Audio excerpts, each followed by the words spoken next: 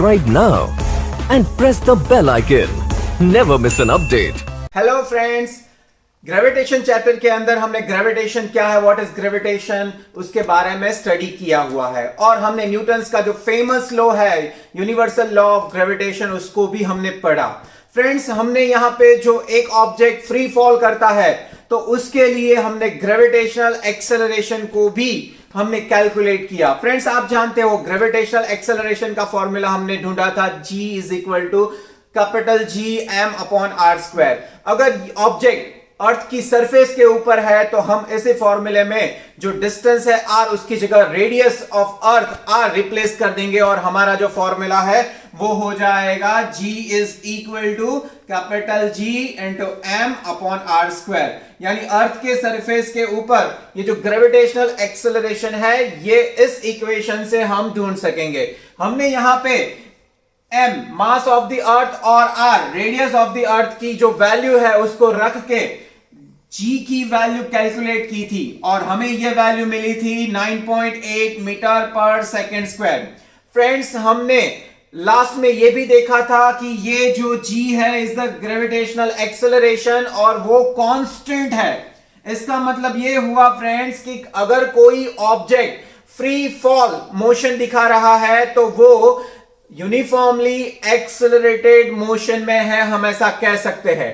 और uniformly accelerated motion के तीन इक्वेशन जो थे जिसके बारे में हमने देखा था वो इक्वेशन में यहां पे फिर से लिखना चाहूंगा। फ्रेंड्स, यहां पे इस इक्वेशन के अंदर जो v है वो फाइनल वेलोसिटी है, u जो है वो इनिशियल वेलोसिटी है, a is the acceleration and t is for time.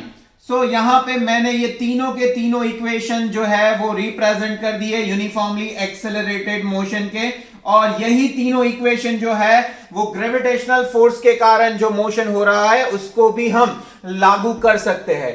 आज फ्रेंड्स हम जो डिस्कस करने वाले हैं वो है मास एंड वेट। तो फ्रेंड्स, मास क्या है? Mass is an intrinsic property of matter. Friends, हम ऐसा कह सकते हैं कि पूरे यूनिवर्स में ऐसा कोई ऑब्जेक्ट या पार्टिकल नहीं है जिसका मास ना हो। हम ऐसा भी कह सकते हैं mass of an object is the measurement of its inertia. यानी जो मास है वो ऑब्जेक्ट की इनर्शिया को मेजर कर रहा है। हम ये भी जानते हैं फ्रेंड्स कि more mass it means more inertia. ये भी चीज याद रखना कि जो मास होता है ऑब्जेक्ट का वो कांस्टेंट होता है, वो हर एक जगह पे जो है वो सेम रहेगा, उसमें कोई चेंज नहीं होगा। इसका मतलब ये हुआ कि अगर कोई ऑब्जेक्ट जो है, सोच लो कि ये मार्कर, तो इसका मास अर्थ पे जितना होगा उतना ही मास के ऊपर होगा और उतना ही आउटर सरफेस पे होगा। It means that the mass of an object doesn't change और वो किसी भी प्लेस के ऊपर डिपेंड नहीं करता है। यानी प्लेस जो कोई भी हो जाए, मास जो है वो कांस्टेंट रहेगा।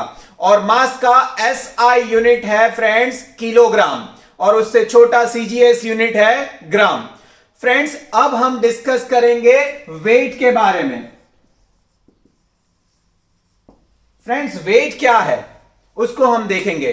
Wait is an attractive force due to gravitation. Weight क्या है? वेट एक तरह का अट्रैक्टिव फोर्स है जो ग्रेविटेशन के कारण लग रहा है। आप सभी जानते हो कि अर्थ जो है वो हर एक ऑब्जेक्ट के ऊपर ग्रेविटेशनल फोर्स जो है वो लगाती है और इसी ग्रेविटेशनल फोर्स के कारण हर एक ऑब्जेक्ट जो है वो अर्थ की डायरेक्शन में मोशन में आता है। यानी एवरी ऑब्जेक्ट जो है वो मोशन में आएगा ड्यू टू अर्थ्स ग्रेविटी। और उसकी मोशन क्या होगी? उसकी मोशन होगी फ्रेंड्स वर्टिकली डाउनवर्ड। यानी कोई भी ऑब्जेक्ट जो है वो ग्रेविटेशनल फोर्स के कारण नीचे की ओर मोशन में आएगा।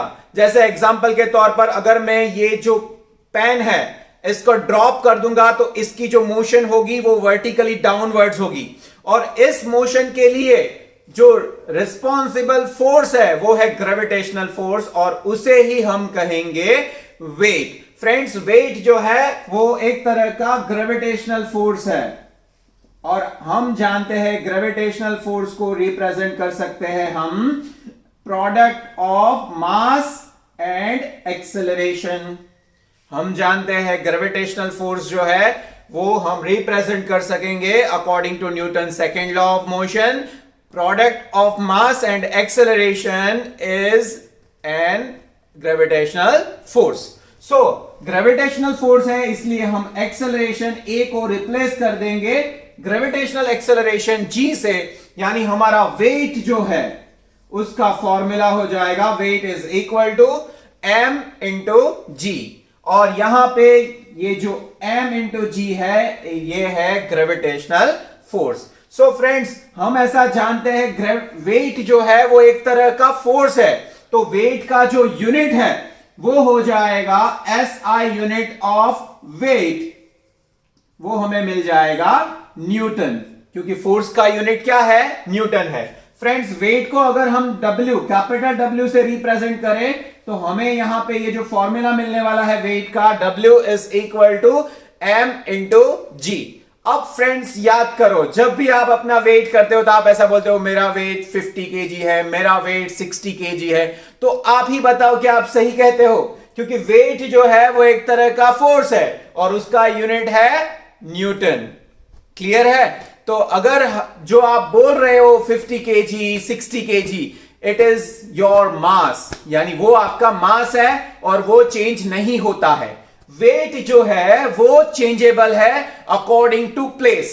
आप सभी जानते हो ये जो वेट है वो डिपेंड करता है एक्सेलरेशन के ऊपर, ग्रेविटेशनल एक्सेलरेशन के ऊपर। और अर्थ की जो पोजीशन है वो आप अच्छी तरह से जानते हो, पोल और इक्वेटर के ऊपर जो है ग्रेविटेशनल एक्सेलरेशन जो है वो सेम नहीं रहता है, उसमें थोड़े थोड़े चेंजेस आते हैं। तो अगर ग्रेविटेशनल एक्सेलरेशन चेंज होगा तो वहां पे वेट भी चेंज होगा। It means that weight doesn't remain constant.